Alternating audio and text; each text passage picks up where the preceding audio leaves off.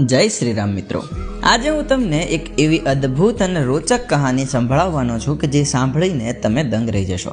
બનાસકાંઠા જિલ્લાના સરહદી તાલુકા લાખણીનું ગેળા ગામ અને ત્યાં બિરાજમાન સ્વયંભૂ હનુમાનજીનું મંદિર, જેને આપણે શ્રીફળ હનુમાનજી તરીકે પણ ઓળખીએ છીએ. મિત્રો, મંદિરનો ઇતિહાસ એટલો રોચક છે કે જેટલો રોચક અહીંયા ઊભો થયેલો આ શ્રીફળનો વિશાળ પહાડ લાગે છે. તમે ક્યારેય વિચાર્યું છે કે પ્રસાદી ખાવાથી કોઈને પેટમાં દુખાવો ઉપડી શકે? જી હા, આ વાત સાચી છે. વર્ષો પહેલાં એક સંત હરદેવપુરીજી મહારાજ અહીંયા દાદાના દર્શન કરવા માટે આવેલા અને મંદિરમાં ચડાવેલા શ્રીફળ જોઈને એમણે ગામ લોકોને આ શ્રીફળની પ્રસાદી કરવા કહ્યું.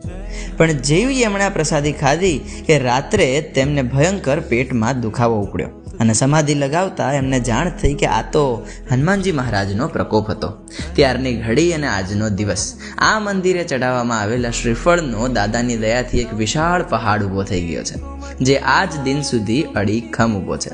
આટલા વર્ષોથી લાખો શ્રીફળ અહીં હોવા છતાં એમાંથી એક પણ શ્રીફળ બગડતું નથી કે કોઈ જાતની દુર્ગંધ આવતી નથી. છે ને આશ્ચર્યજનક?